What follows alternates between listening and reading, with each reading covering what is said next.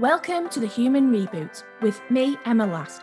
We have uplifting, inspiring and diverse reboot stories from people sharing the courageous, honest, authentic and sometimes difficult life lessons. The Human Reboot will provide proven mentally flourishing formulas and practical tips to help you to live life to the full, giving you direction and hope. Make your mental fitness and well-being a daily priority. Learn to pause so that you can get clear and perform at your best. Switch off to switch on. It's time for your Human Reboot. On the Human Reboot podcast today, I have with me Lee Anderson. Lee is a life coach, CBT practitioner, podcaster, mental health first aider, living with his own mental health. He had a breakdown 6 years ago, which was the catalyst to him turning his life around and qualifying in occupational and social welfare and going on to support military personnel. He's a mental health advocate, raising awareness to help those who find it difficult to voice their feelings. He's now over in France. Can you tell us a little bit more about what you do over in France? Yes, I can. Emma, firstly, thank you for inviting me onto the podcast. I really appreciate it. Yes, so as Emma said, I'm Lee. I'm now a life coach, a CBT practitioner and mental health first aider. I live with my own mental health issues, and that was kind of the catalyst for me becoming a life coach and helping and supporting others. I moved to France 3.5 years ago because the hustle and bustle of city living was taking its toll. Even though I was kind of working on myself to understand more about myself, I had to understand that certain conditions and environments that I was living in were also playing into that as well. So we made the bold decision to sell up and move to France. And to be perfectly honest with you, it was the best thing we did. Life has completely transformed. I found balance, and I think more importantly, I've kind of found myself. I kind of know who I am. I know who Lee is, which is the first time in a very, very long time that I've actually felt that. That's wonderful to know. So when did you start life coaching? So after my breakdown, I switched jobs. I was already humming and hawing because the pressures of work, I think, added to that. But there was a lot of stuff that happened prior. So I think on reflection, I've suffered with mental health for about 3 decades. And I think there's only so much that you can take before you kind of explode. And from that point, I had 3 months of work and I was like, I need to do something about this. I need to change something about my life. And when you're told that you can't do anything and you have to stay and look after yourself, that's when you start to kind of look within.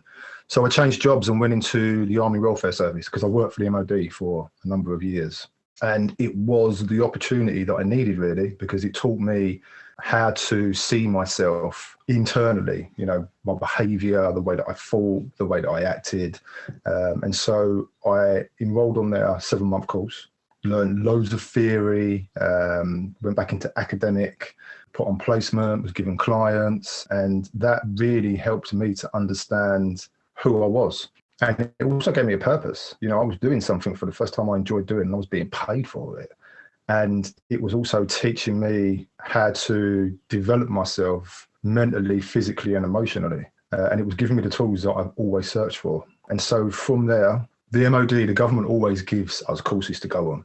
So, we have courses all over the place. So on top of the qualification that I got, which included life coaching, counselling and social work skills, been on care for caring courses, been on additional life coaching courses, safeguarding, marriage courses, you name it, we went on it. Because we had to be everything. We were like a Swiss Army knife to military personnel. We had to give them as much support as we could, emotionally and therapeutically as possible. And that's kind of where it come from. And I loved it. I really enjoyed it. When I went for my own counselling, I was given CBT, and that really resonated with me because I was really interested and curious about people and why they were the way that they were, why they functioned the way that they functioned.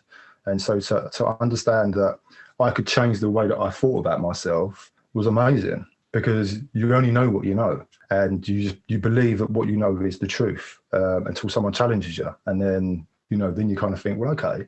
So that kind of led me down that road into where I am today. And to be honest, I haven't really looked back. The mental health side of it came from going online because of the pandemic. It gave me a kind of a safe space to talk about the part of me that I was understanding about myself. And it just kind of took off from there. It kind of resonated with a lot of people. It started to have a bit of traction, and it was kind of slightly fallen into the kind of style of life coaching that I was doing. And I haven't really looked back since. Fabulous. So tell me about your Human Reboot story. So I think there was a few, when we've talked, there was a few hidden in there in your past, but I would love for you to be able to share how you feel that you've rebooted throughout your life. There was quite a few, wasn't there? I think one for me was understanding where you are in life, understanding what you want from life itself. And I think one for me was sexuality. I came out when I was 26. I was quite old when I came out. I knew there was something different about me, but I didn't know what it was. The environment I grew up in wasn't really male heavy, like wasn't dominated heavily by men. I had an absent father. My uncles kind of stepped in every now and again, but it was predominantly women I grew up with. Not that that has any hindrance on my sexuality, but I think having that kind of figure there, I suppose, added to some of the issues that I had growing up in regards to abandonment and things like that. But in regards to, coming out as gay, for me, it was quite difficult because my perception or what I knew about being gay didn't fit my mold, it didn't fit me. And I felt that if I come out as being gay, I had to change who I was. And I really, really, really struggled with that because I just felt there was a type and I didn't fit into that type. I suppose that was my ignorance, really, on reflection, because you're led to believe something, so therefore it is. But it was only when I started to work in the city that I actually really started to kind of see the world as a bigger place, rather than just the environment I grew up in. And then I started to realise that actually, we come in all different shapes and sizes and we all look different, and who we decide that we fall in love with or sleep with is kind of irrelevant. We're just given a label that we have to kind of have. And so that for me was difficult, not only because I had to tell people that I was gay, but also the fact that I'd kind of lived a double life almost. And so you're not divorcing a life, but you're now amalgamating two lives together to become kind of whole. And you're not too sure how you're supposed to talk, what you're supposed to say, how you're supposed to act. But you know that you're a complete, I felt like a complete person. For me, I felt complete. I was like, right, people know my sexuality now. It's just another thing about me they're aware of. And once I dealt with that, it was no longer my issue. If someone had a problem with that, it was their problem, it wasn't mine. And there's so much power in that when you start to understand who you are and you're comfortable with who you are. It was good because I always wanted to be with friends that I could sit and talk about people that I were going to meet, like boyfriends and things like that. And so when my friends knew that I was gay, they had the same attitude as I did. And so we would sit down in the pub and have conversations about, what it was like to be gay. So I was educating them as well as educating myself. So their view of what gay people were like was changing, because here they are sitting with one of their mates who's now told them that they're gay. And so they started to realise that what they were led to believe about people, people that were gay people was not actually true. It was totally different. And so that was quite refreshing because then our relationships changed, but in a really positive way, in a really positive direction. Yeah. And I felt included because I'd put myself on the periphery of all of my friendships because I felt I had a secret. I actually, for the first time in a long time, actually felt included, that they could see me the way that I saw myself. And it was so lovely, actually, just to be sitting with your mates and having people that you'd met come in and go, is that your dude? And they'd be like, yeah. And they'd be like, oh, okay. Or they'd go like, what do you think about like this shirt that I've got on? Or do you think I should get my hair cut like this? Or what do you think about that? And I'm just kind of like, why are you asking me? But it was nice because they were trying. They were making an effort. They were trying to understand. They were trying to understand how maybe they'd got it wrong before and how they were kind of rectifying their mistakes and how they were changing their perspective on things. And that was really cool. And that helped, it really helped, because you think to yourself that everyone's going to disown you because you're doing something so bad, but you're not. And then since then, it's never been a big thing for me. It's just been another aspect of who I am. It's never really been an issue. I didn't really lose anybody in regards to my sexuality. If anything, I gained more friends. And so that was that kind of reboot of me as a person was quite big, you know, in respects of a sense of self and a sense of kind of self-love really as well, I suppose.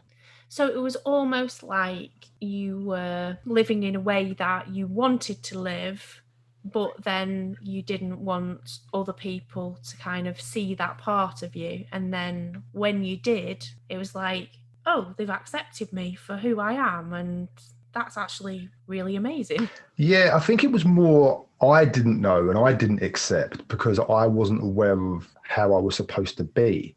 And so therefore, because I almost catastrophized the scenario that I built in my head, it was easier to keep it to myself and suppress it.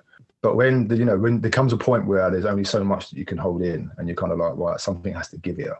And I remember the first time I said to myself verbally, I am gay. And I was like, oh my God, like I really am gay. And it was such a huge relief. And then you move on to the next part of it and you're like, right, who do I tell? How do I tell them? What do I say? And then so you kind of just break it down to its most simplest form and deal with it step by step by step. And I think the hardest person to tell was my mum. My mum was just kind of like, you know, I had to phone her up and say to her, I'm coming round, I've got something to tell you. You know, if you know my mum, you know why I had to do it that way. And so I remember going in and she was sitting down, putting her makeup on. You know, you kind of pull your glasses down over your eyes to put your mascara on. So I walked into the dining room and she's like, what you got to say to me? And I'm like, let me just get a drink. And I had to really compose myself because I was on the edge of literally just dropping on the floor. And she went, have you got a girl pregnant? And I was like, no. She said, are you in trouble? And I was like, no. She went, are you gay? And I was like, yeah. And she was like, all right. And I was like, I remember peering around the door going to her, and that's it. And she was like, yeah. She went, if you're happy, I don't care. And I was like, do you realise how much I've been turning myself inside out to try and tell you this? And she was like, as long as you're happy, I don't care. But a few years later, she did say to me that when I left that night, she was crying because she started to then fear, you know, that maybe I was in some kind of danger for being gay, you know, people not liking it, that she wouldn't have any grandchildren because I'm her only son. And so she said that she felt really selfish for that. And, you know, and that really moved me because you don't really think about that with the other person. You're just more about telling them about what's been burdening you and not necessarily the impact it has on them. So that made me really, really aware of that. But she loves it now. You know, she loves the fact she's got a gay son. Do you know what I mean? Like, to the point that it's just really annoying. It is. She's like, do you think me and you are like? I'm like, no, we're not like them. Yeah, but there's no similarities. Just the fact you've got a gay son, that's it. You know, so that's where the similarities stop. But she loves it. You know, she loves my husband as well. And so, yeah. So that was a big thing for me. But there's stories in between that to where I got to now that, you know, weren't so good. It was difficult for me because of the way that I look, the way that I am, and how I viewed myself. And that when you do that to yourself, it makes things 10 times more harder because it's you that's putting that pressure on yourself, and it's you that's making it bigger than what it is. And really, at the end of the day, it is about you, and it should always be about you first, you know, about what you want and what makes you happy, because the only person that can make you happy is you. So you mentioned before that you had worked for the MOD for a long time. Do you think that had any impact on how easy that was for you to come to terms with your sexuality? No, because I didn't work for them until after. And right. I never walked in and went, hello, my name's Lee, I'm gay. It was never that, but I'd never hide it. So if people would assume things about me, then they can assume whatever they want. But if I felt the need to correct them, then I would. But it was nobody's business. Do you know what I mean? Like, you wouldn't walk in and go, "Oh, hi, I remember I've got 15 kids." Not that you have, but do you understand what I mean? I sometimes feel like I have. I've got 3, but times them by 5, I'm nearly there. What's it like having 15 kids? You know, but if people did, or I felt the need to correct them, then I would. And then it would be like, I didn't realise. I was like, well, why would you? You know, so that didn't bother me. But what it did do was, I remember when I sat in, so you had to go for like a 4-level interview process to go into the AWS. And I remember sitting in front of the colonel and he was saying to me about something. I'm like, well, you know, as a gay man, and he kind of looked up and he was like, what, you're gay? And I was like, yeah. And he was like, well, I've never thought that. And I'm like, well, why would you? I said, like, and again, I said to him, you know, you never know who somebody is until you ask them. Because when you make assumptions about people, you kind of make it an arse of yourself. And so the conversation was, what do you think about gays in the military? And I was like, well, why not? You know, at the end of the day, you're not sleeping with them. You know, you're in the military to serve your country, to do a job. So why would you look at it any other way? Because at that time, it was quite a draconian, and they were just bringing in the acceptance of, you know, LGBT in the military and that. So it was a good time, because here I was kind of like, look, I don't see what your problem is, and they were kind of introducing that into that sort of thing. So I enjoyed my time in the MOD. I learned so much in there, and I learned so much about myself in there as well. But I think some of the pressure of working in there kind of added to the breakdown. But I could have been working anywhere, to be honest with you. You know, it was just that time. It was going to happen eventually. So tell me about your breakdown and how you rebooted from that. So my breakdown come after probably a few years of self-medication and abuse. I'd got to the point where my insecurity was totally taking over me. My paranoia was pretty much all the time. I got into a point where I trusted nobody, that I felt that I was being followed, that I felt that on the train, there was just these associations in my head that, because I was seeing the same people every single day, that they were looking at me and they were judging me and they were making me feel really inferior. And I'd get off the train and have panic attacks, or I would throw my mobile phone away, or I'd throw my watches away because I felt I was being tracked by them. And the day of my breakdown, I phoned my mum, and I said to her, who are you with? And she was like, oh, I'm with so-and-so. I went, put her on the phone. And she put her on the phone, and I went, how many kids have you got? And she was like, what? I went, how many kids have you got? And she was like, are you right? I went, just answer the question. And she went, I've got 4. I went, you're a liar. And I banged the phone down. And then my mum phoned my husband and said to him, like, what's going on? And he went, I don't know. Like, I think he's cracking up. Do you know what I mean? Like, he's been really funny with me. He tried to snatch the phone out of my hand and everything like this. And I run across the road to the neighbours, and all I had was a pair of jeans. And I was banging on her door. And she never answered the door, which was really weird to me. And then she looks out of her bedroom window. I was like, can you let me in, please? And she's like, I can't. And Mark's standing at our front door going to me, come in. And then our postman's come around the corner, and he's gone to me, are you all right? And I'm like, no. And I'm sitting on the corner of my road cuddling my dog. And I went, no, he's trying to hurt me. Right. And he's kind of like, well, do you want me to phone you at the police or something? I was like, I don't know what I need. And I was literally just capitulating in front of his geezer. You know, I was just falling apart. And then I remember phoning an ambulance and then going into the house. Mark was like, look, just come inside, please. So I went indoors and I went to him, don't touch me, stay away from me. And I remember phoning, and I was pacing up and down the hall. And then the ambulance turned up, and I was telling them to fuck off. I was going to them, go away, but they can't because they've got a duty of care. Mm-hmm. And then Mark's mum turned up, and then she came in, and they were standing in the hallway by the front door, and she gave him a mint, right? This is no word of a lie. She gave him a mint, and I was like, why is she doing? Because I thought they were talking to each other about me. It was so badly that I felt they were colluding or doing something. So I snatched these mints out of her hand. I went, why didn't you offer me one as well?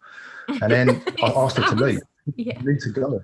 I swear to God, you couldn't. I couldn't even write this shit. So I had to ask her to leave, and she's like, "You're going to be all right. Just go away, get out of my house." And like Mark was just kind of like, "I don't even know what's going on here." And so I'm shouting for the letterbox, and my letterbox is like a foot off the floor. So I'm crouching on the floor, going to the ambulance man. Go away! I don't need you. And I'm like, look, we can't leave. We need to make sure that you're all right. And then all of a sudden, something just changed in my brain, and I was like, all right, I'm going to put some clothes on. I'm going to come with you, because I thought, if I get in the ambulance with him, when we get to the hospital, I can run away. Because I felt I was being held captive in my house then. So I thought, if I get in the ambulance, I can leave, and then I can run away.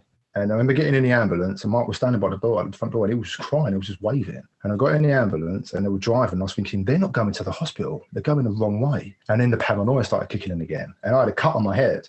And I went to him, you're not going to dress my cut? And they went, no. And I went, but you've got a duty of care to me to cut me regardless. And he was like, but are you in pain? And I was like, well, I don't know. I said, but I've got a cut, so surely you've got to dress it. And then I started to think that they were in on the act as well. And so this is all going on in the space of like an hour and a half. So I got to the hospital. When I got out of the ambulance, I fell on the floor and I was banging the window for them to say, like, for them to notice me so they could come out and help me. She was just looking at me and say, like, what is wrong with you? And then they took me into the reception, and I remember this woman from the triage come up, and she went to me, you need to be seen. I went, do I have to stay here? And she went to me, no. I went, so I can leave then? I'm free to go? She went, of course. So I just run through this hospital and run out. And I had a phone, a watch, and a credit card. So I threw my phone, threw my watch away, and I kept my credit card because I thought if there's anything, I can at least get a drink or something to eat. And that pretty much, that was it. That was that was my breakdown. And I ended up sitting outside the church for what seemed like an eternity. I remember this woman stopped me. I was sitting on the corner of the road and I was just sobbing, like literally just sobbing and sobbing and sobbing. And this woman stopped. And this little woman in a car, and she went to me, "You all right?" And I went to her, "No." She went, "Can I take you somewhere?" And I was like, "No." She went, "Can I help you?" I went, there's nothing that you can do. Like, no one can help me. And she went, "But you can't be sitting there on your own." And I was like, "There's nothing you can do, just go away." And she drove off, but she drove back round again. And she stopped and she went, "Are you sure?" And I was like, "Yeah." Do you know what I mean? There's nothing you can do. And from there, I walked down to this church and sat down at this church and just felt that I felt safe there because I was within the church boundaries. Like, so in my brain, I'm like, right, I'm safe. No one can touch me here. And then it must have been a few hours. And then my sister drove past. And then my other sister picked me up. I went back to the house. And then it kind of started from there, really. It was like, we need to get you some help.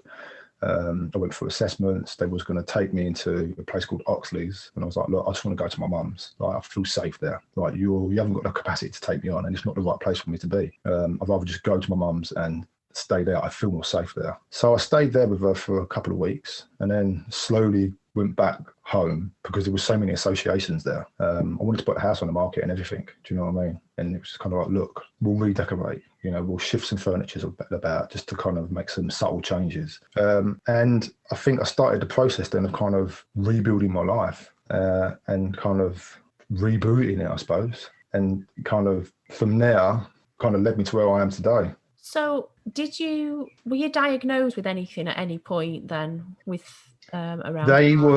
So they said to me that I had episodes of psychosis. They said that there was depression there and anxiety, which I already knew, but they wanted to take me in. And I was like, look, I don't want to come in this place because if I come in here, I don't know how it's going to affect me. I know that if I go home to my mum's and I stay there, then I can work through, because I was scared they were going to give me medication. And I'm not a medication kind of person. Do you know what I mean?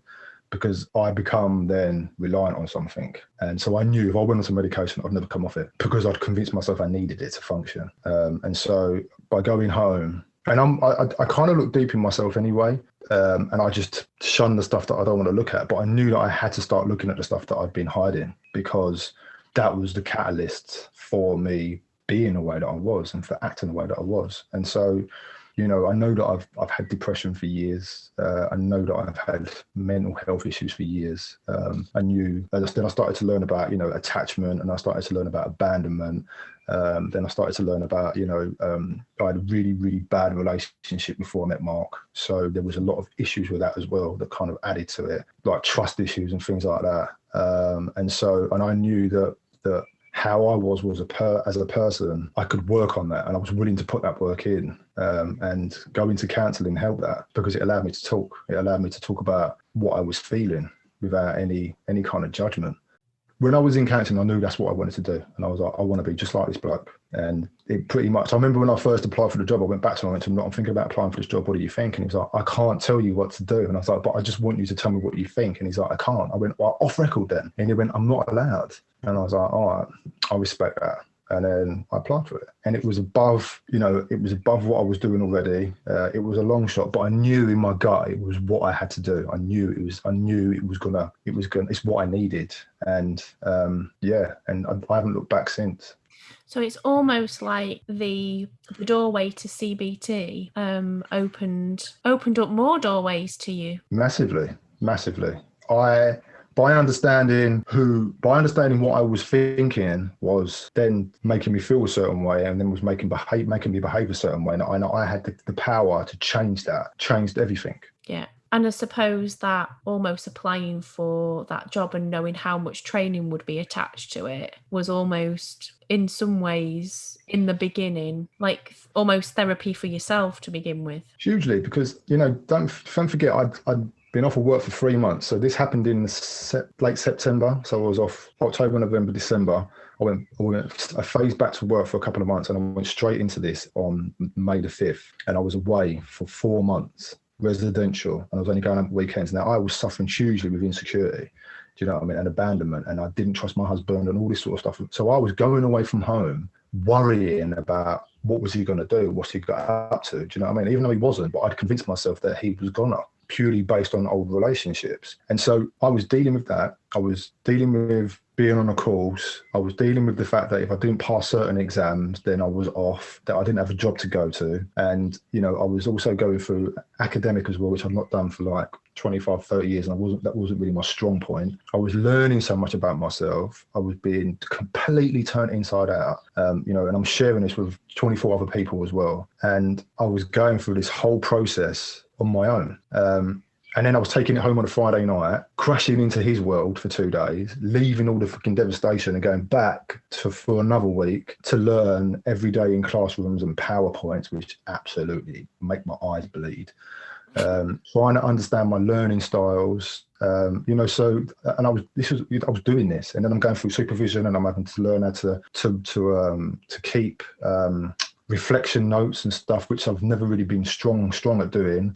So, you know, so it was really, really hard, but I knew it was the right thing for me to do. I knew it. Every time I was crashing, I was like, but you're here. This is what you're supposed to be doing there. You know, you're supposed to be feeling this. You're supposed to be experiencing this, because it's helping you understand. It's helping you get a better understanding of who you are.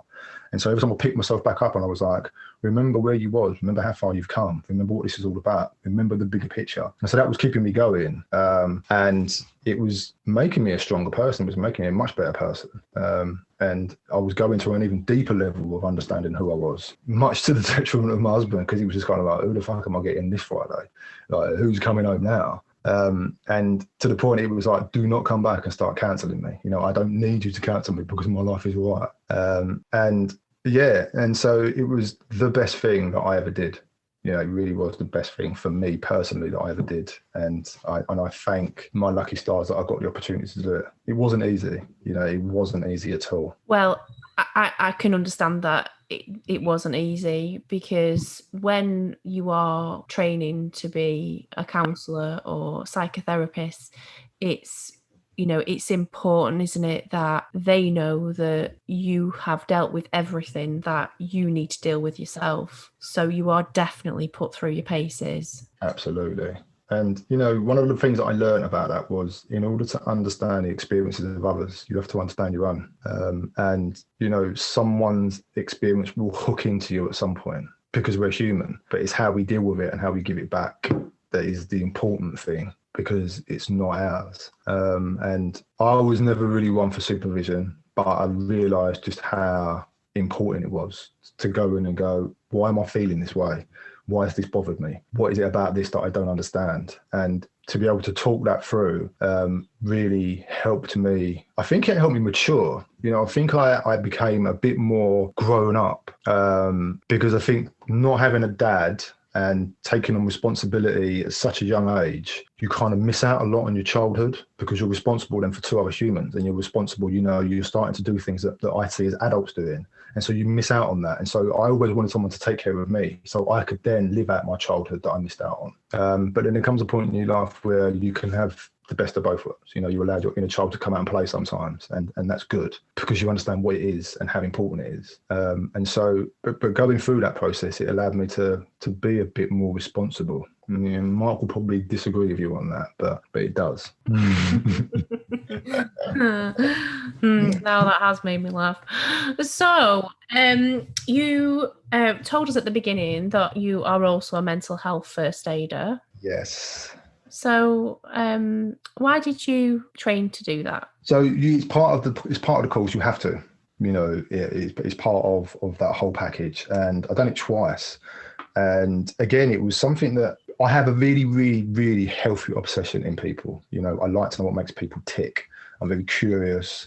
I like to know what people like, and I like to know their experiences, because they're different to mine. But also understanding their body language, the language they use about themselves, the energy they have around themselves. And when I sat on that 2-day course for the first time, there was a lot of things that I held back about myself that I could have contributed to that. And it was only after we'd finished and I was like, I wish I'd said a bit more, because I feel as if it was really important for me to contribute those. And so when we done it again, I actually then started to contribute a bit more about myself and talk about some of my experiences. And other people on the call started to open up as well, because it always takes one person just to talk. And that always stayed with me. And I think talking about my mental health, you know, I'll give both sides. Like when I'm feeling up, I'll share that. If I'm feeling down, I'll share that as well, because it's not linear. You know, it really isn't. And it helps people, because one thing that I found is that with mental health, it's difficult to put it into words. It's really hard to articulate the way that you're feeling. And if someone uses something verbally that explains the way that you're feeling, you can use that then to explain yourself. Yeah. And I think sometimes talking about things and getting it out of your head, whatever's in your head, can be such a massive kind of relief and help to people. But what I do when I train mental health and well-being courses, which basically has a mental health action plan within it, which is in essence first aid for mental health. And you know, when you're trying to talk to people about how they might be feeling that moment, it's trying to get them to understand that it is dynamic, it does change, it will get better, but also whilst it's in your head, it's almost irrational. And it's only once you get it out of your head that you can start to rationalize it. And sometimes people, you know, I've found it really hard to speak. I mean, you wouldn't believe it, would you? You know, the amount I talk, but really, I've, you know, historically found it hard to speak on a real kind of emotional level, you know, about my feelings. And I think part of that was kind of being in that corporate world for so long and being expected to behave in a certain way. And that's really why I started writing, you know, why I started journaling. And actually I started journaling and I started writing about my feelings and started writing about actually how I felt and kind of describing those feelings in more detail to what they probably would come out as in my, you know, from my mouth. That sounds really weird, doesn't it? But I think really writing it down really kind of helped me to kind of like rationalize thoughts, but also then got me to a point where I thought, do you know what? I can post this on social media. I can put that message out there. I can help others by doing it. But also, then I can start talking about it as well.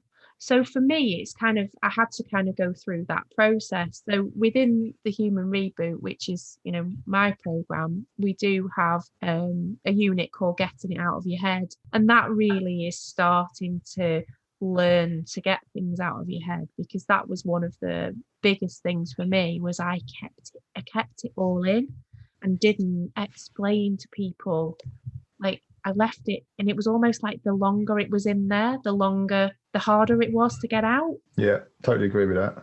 I done almost the same, but I started to do videos because like you, I talk a lot, but I'd never talk about myself. I would always try to support other people and facilitate other people because I could help them help themselves, because it was allowing me to avoid what was going on within myself. And so when I started to talk about stuff, I was like, that sounded different in my head. And then I was like, okay. And then I would then put it on video, but then I would criticize the way that I looked. And I was like, actually, it's not about the way I look, it's what I'm saying. And then I started to think, well, should I just post these on Instagram and see what happens? And then it became a point that I could explain that if you kept it in, it made it worse. Yeah. Because you were just adding more stuff and more stuff and more stuff and more stuff. And then you were struggling about that struggle.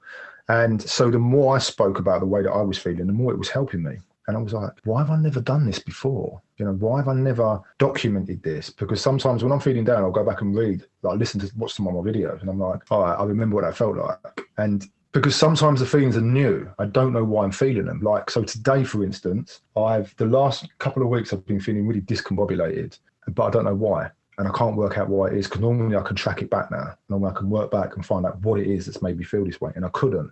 And I haven't posted on social media for a couple of weeks properly. But I feel like I've got nothing to say, and I feel like that I have got nothing of value to add, and that really bothers me. And so I phoned my mum, and I was talking to her about it, and she went, "You're heading for a burnout." And I went, "Why'd you say that?" And she went, "Because all I've heard from you the last couple of weeks is coaching, clients, podcast."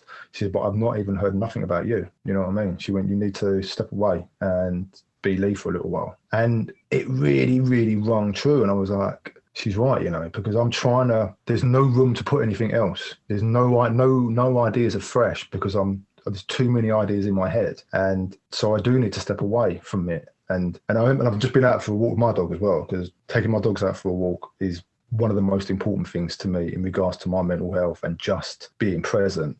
And I remember walking around. Normally I listen to a podcast on my music, and I never had nothing on at all. And I was like, she's so right. Like, she's so right. Like, I just need to kind of step away and reintroduce myself to myself. And then by alleviating everything that's in my head will allow new ideas to organically grow. And I think it's really important that sometimes how we think we should receive things isn't necessarily the same. Sometimes we have to look for different signs. And I think that feeling of discombobulation was saying to me, look, you need to ease up a little bit, and you really need to kind of reinvest in yourself. And sometimes we don't have all the answers, and we just, that is, a lot of the premise of the reboot, isn't it? It's all about just pausing, just taking a pause, step off that hamster wheel and just try and figure out what it is that you need to do to be able to step forward. And it might be that pause needs to be a bit longer, sometimes than other times. Absolutely. I totally agree. And it's just ironic, actually, that we're talking about rebooting, and I think it's time for a reboot. And just to add to that as well, it doesn't matter how many times you reboot your life. If you need to reboot it. Absolutely. Well, if you think about it, where my human reboot came from was all about, well, what was that? What was always the answer from IT, isn't it? Well, have you tried turning it off and turning it back off on again?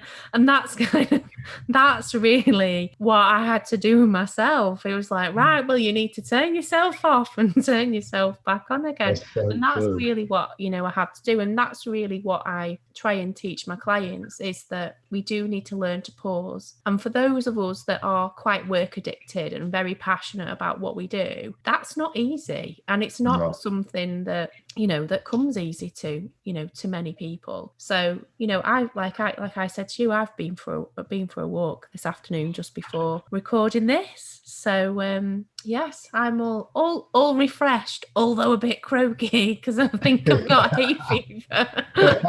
But anyway, so tell me, how do you switch off to switch on and perform at your best? So, as I said, the biggest thing for me is taking my dogs out, being out with those, because I look at my dogs and my dogs think that my dogs believe that every day is a new day. And it is to them, even though they're sometimes they're doing the same walk. It's like it's the first time they've been on that walk, and it's the first time they've discovered that spot, and the happiness and the joy that they get from that. And I'm like, that's it. I suppose that's eternal happiness, isn't it?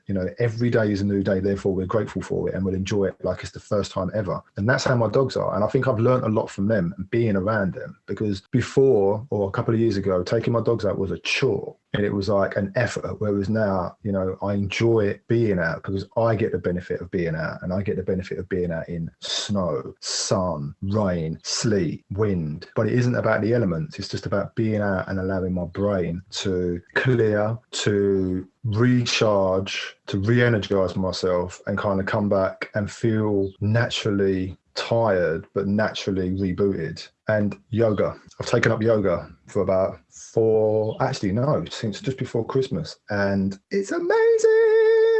I swear to God, I have never been so physically fit. Mentally, it is just incredible. The whole practice of breathing and poses and stuff like that, I really, really embraced it. And I try to do it at least once a day, if not 5 days a week, because it's just, the benefits I get from it are unbelievable. It allows me to switch off for that half an hour, 45 minutes, and it's just about me. Even I've got dogs climbing over me and everything.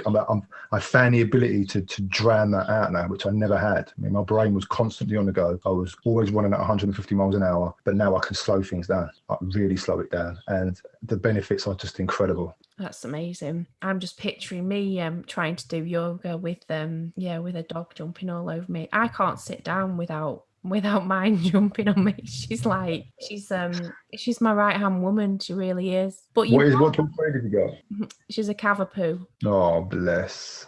She's my black dog that keeps the black dog away. Exactly. I like that. So yeah, I once wrote a blog about that, or an article of some description.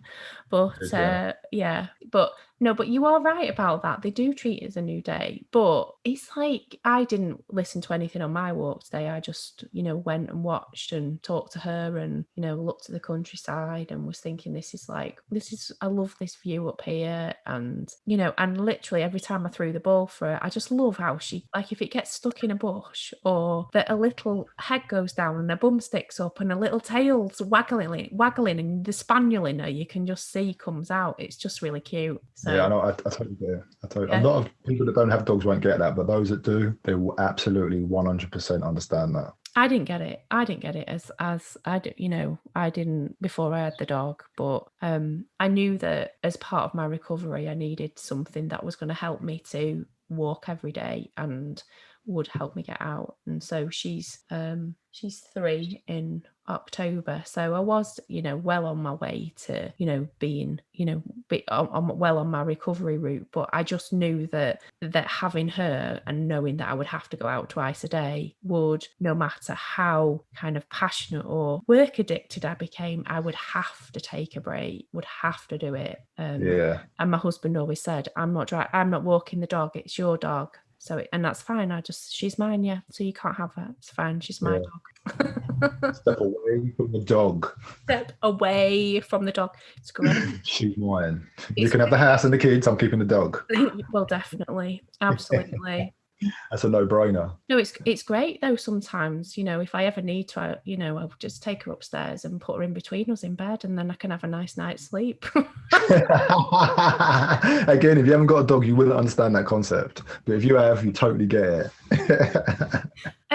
Just in terms of educating our audience, I think it would be great to kind of talk a little bit more around, we talked a bit about kind of mental health first aid, but we didn't really expand on psychosis, because this is something that often comes out in some of the training that I deliver, that people are very, very scared by that word, and feel that people are quite threatening when they're, potentially in that sort of state. Yeah, so when you just said that word to me, I was kind of like, oh shit, because then for me, it's like I'm going back to think. So I used to experience episodes of psychosis in different situations, and on the train, at work, at home, even when I was out, but mainly it was at home, and I would convince myself that of these really weird things that someone had broken into my. So we went on holiday once, and I felt that someone had been into my house. I'd convinced myself I could see footprints in the rug. I'd taken all the pictures off the wall, pulled all the backs off of them, thinking there was all wires in there. I started to pick the wallpaper down the corner of the room, thinking that they'd bugged the kind of the room. I was putting carpets up. I was undoing the back of the TV, thinking that there was stuff in there. I was deleting apps on my phone, thinking that they were bugging my phone. Even for like 4 or 5 years, I stopped using Apple phones because I felt that they were linked into everything. And I made him change everything to Samsung because I just believed that I was being followed and that I was being bugged and that they were trying to find out bits of my life. And I wouldn't use my card in certain places. I'd always draw cash out of the machine, so I'd use cash so there was no trace. Really, really convinced that I was being followed. I wouldn't watch certain things on TV because it would trigger me.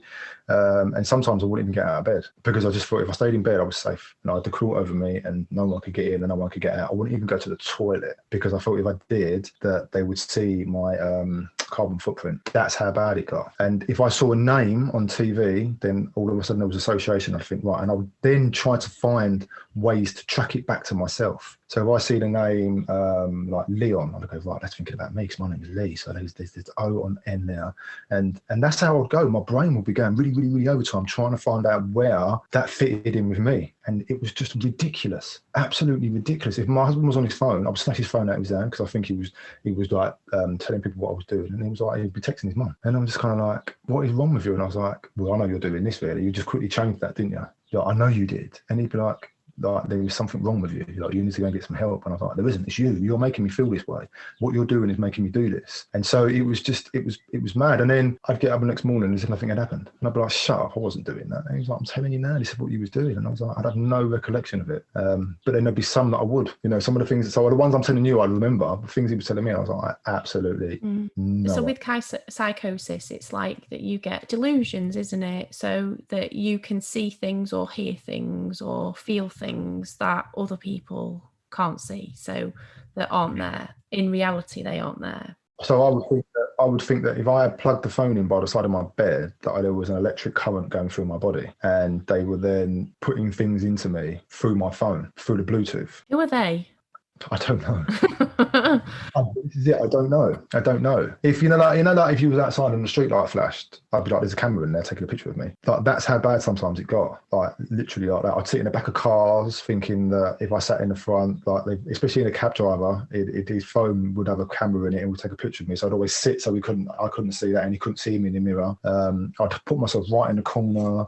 Just really strange things, because I was so conscious of the fact that I was being watched, but I don't know where that came from. Yeah. And often people who have psychosis are the ones that feel more threatened than we do when someone is in a psychotic state. Yeah, because you think, I felt as if everyone was out to get me. So that day that they took me to the hospital, and I escaped, and I run up the road, I run into the hospital that I was born in. But every time I heard an ambulance, I was diving in bushes and I was hiding behind trees. And I remember getting into the hospital, and I was saying to the guy, look, there's my credit card, there's my name. I was born in this hospital X amount of years ago. I need you to admit me, because I think people were chasing me, people were following me. And he was like, mate, look, unless you've been born here, as in a baby now, or you're pretty much in, the last parts of your life, we can't admit you. It's not that kind of hospital anymore. And I was like, but I need you to, because they're trying to get me. And he's like, who are they? And I was like, I don't know, but I just know it sounds really mad and it sounds really crazy, but I just need you to help me. And he was like, look, let me phone somebody. And I was like, but there's no one you can phone. And he's like, well, do you have any family? And I was like, yeah, but I don't know what their phone number is. It's in my phone. He's like, well, where's your phone? I was like, I threw it away. So I'm saying this stuff to them. So the reality of it is that, can you believe me? And I'm telling him this stuff, saying, I know you're not going to believe me, but you have to believe me. But it's not registering with me that what I'm saying is, this guy's crazy. And so I left the hospital and I ran up the road, and I felt that every car and van that came down the road was looking at me to stop to throw me in the back of the van. So I'm dodging in and out of traffic. And there was some work being done on the pub at the top of the road that I needed to go down. But I thought everyone was looking at me in the pub, because every time I got closer, they stopped working and looked out the window. But they weren't. But that's what I could see. And because it was the road that I wanted to go down, so my brain had already convinced me that you go up that road, they're going to grab you, and then they're going to give them to the people that you're running away from. And the ironic thing was the ambulance that picked me up from my house drove past me, and I thought they were chasing me. So I run back down the middle of the road in traffic to avoid them. And then I run down this road in the middle. So I thought if I could see a car coming up or coming down, I could hide behind cars. That's how much you're convinced that people were trying to get you. Mm-hmm. And there was it's funny, I remember things now. So there was the van, like a daycare bus, where they drop off old people and pick them up. Yeah. One of them was coming up the road towards me, and I remember diving underneath this tarpaulin, and it stopped right next to it to let this old girl get off. And I heard her chatting to the bloke, and he was chatting back to her, and I was in there literally thinking to myself, he's going to see me in a minute. And I had to wait for him to leave before I could get out from underneath the tarpaulin and carry on running. And that's when I got to the church and stayed in the church, thinking that no one's going to touch me there, because I'd convinced myself if I get to a church, it's neutral ground. It was, in that sense. So it is you're not threatening, people threatening you.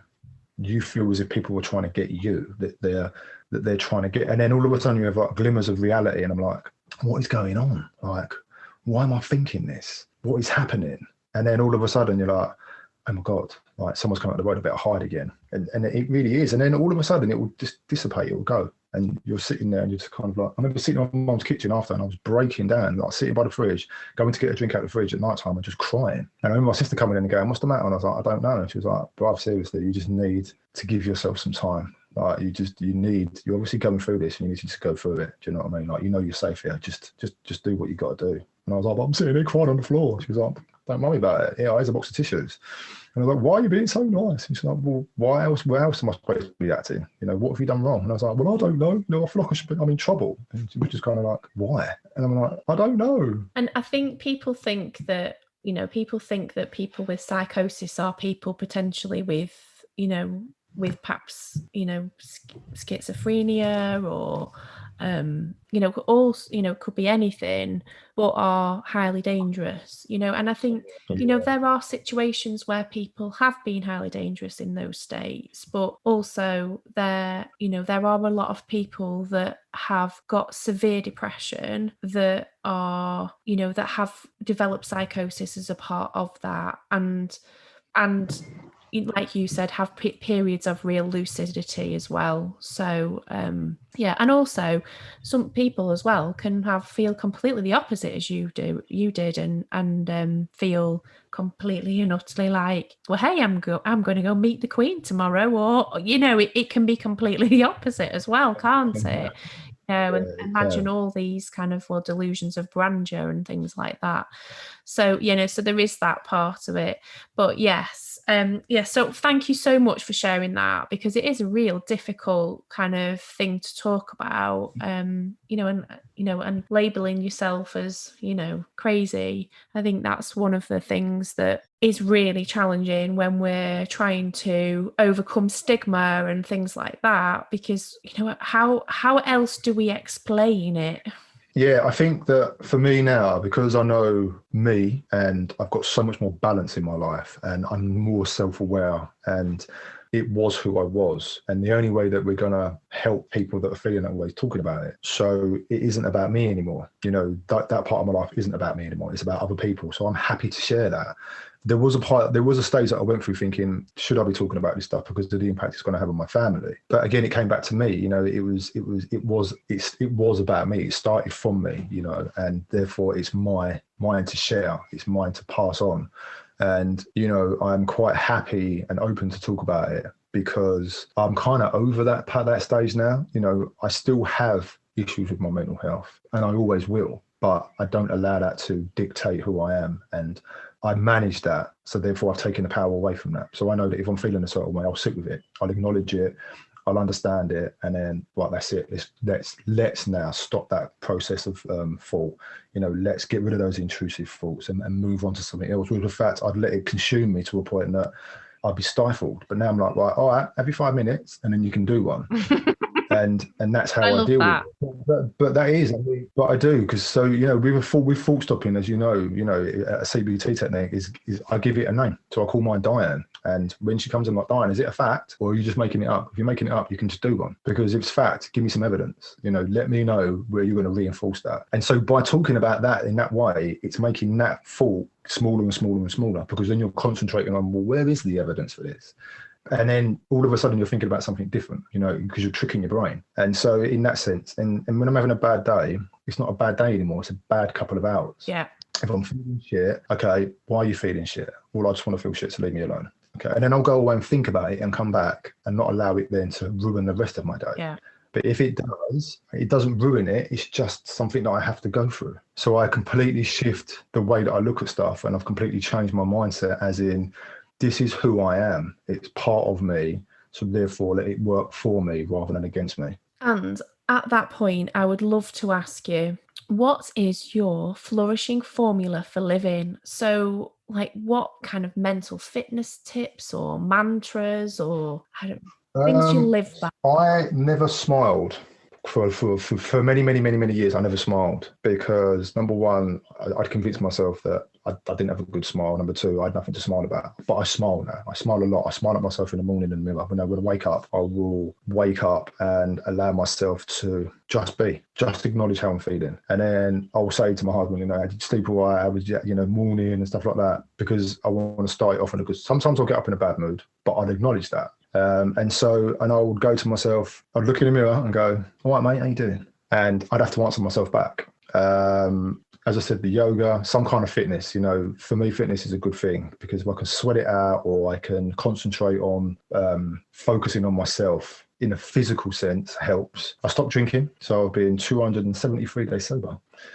So that's really helped. That was always a massive crutch for me. The marriage that me and alcohol had was never a linear process, let me tell you. but now we've divorced, and we've had a very conscious uncoupling, let me put it that way, and I've not looked back since. And as I said, yoga and dog walking, for me, they are, getting out and allowing yourself, because as I said to you a bit earlier on, it is easy sometimes to not show up for yourself. We're all victims of that, especially if we work for ourselves and we're a little bit of a workaholic. Sometimes it's difficult to think that if we step away, it's going to fall to pieces. But if we stay long, we could be the one that falls to pieces. Yeah, absolutely. Are there any people, books, podcasts that have inspired you and helped you along your journey? Yeah, so for me, social media and these little rectangle screens have been the window to the world for me. They really have. They've allowed me to connect with people that I want to connect with, people that have really elevated and supported me, people that have inspired me as well. There's a couple of podcasts and the actual people that host now become friends of mine. So there's one called The Waffle Shop, a guy called Taylor. He's really, really good. There's another one called The Mind Your Head Podcast, a guy called Rob and a guy called Tom. They're really good as well. They've become friends of mine. I struggle to read. I can't concentrate long enough. So I listen to audiobooks. The Happy Place is another good podcast with Fern Cotton. Who else do I listen to? I've listened to a couple of books, because obviously being out, I stay out longer as well. So I listen to some of those. People, my husband, he just kind of takes things, it's water for ducks back. I just say to him, right, just listen. You haven't got to really switch on, just listen. I just need you as a sounding board. And he'll just carry on doing what he's doing, and it'll go in one ear and out the other. And that's all I need. And then when I go to him, right, I need you to give me something. He'll be like, what? I'm like, I need your attention. I need you to tell me what you think about this. And then he will. And I'm just kind of like, that's not what I wanted to hear. But it's good advice. I have to just go away and digest it. So he's really good. My family's really good. They know me now, since the breakdown and telling them about how I kind of got there. And they were just kind of like, all right, just fix it then. Do you know what I mean? So they kind of know me more now. And as I said to you, I'm Lee. One of the best things about moving somewhere is that you can reboot yourself. Absolutely. Thank you so much for sharing your story with us today. And if anyone wants to get in touch with you, what's the best way to do that? So you can find me on Instagram at Lee Anderson Coaching. You can check out my website at Lee Anderson Coaching as well. The podcast is the Struggling Mind podcast. And I think I'm on LinkedIn as well at Lee Anderson Coaching. So you can find me pretty much on social media. And listen, if you need to talk, reach out, DM me or anybody, but just don't keep it to yourself. Absolutely. And if there was any advice you could give anyone, what would you give them? The one piece of advice that I was given, I think, was you're not alone. And I know that sounds really corny, but you're not. Because by sharing or talking about what you're feeling will alleviate so much of that, because it's not yours anymore, because you've shared it. And, a problem shared is a problem halved. So by allowing yourself, give yourself permission to talk about the way that you're feeling. Thank you so much, Lee, for sharing your story so vulnerably. And I'm sure filling a few people's cups today. You're welcome. Thanks for inviting me on. I really appreciate it. Thank you for listening to the Human Reboot podcast. I'm Emma Last. And if you've enjoyed this episode, please leave me a 5-star podcast review and visit thehumanrebootmovement.com, where you can find downloadable free resources, sign up to my mailing list, or connect with me on social. So that's thehumanrebootmovement.com. Let's switch off so we can switch on. It's time for your human reboot.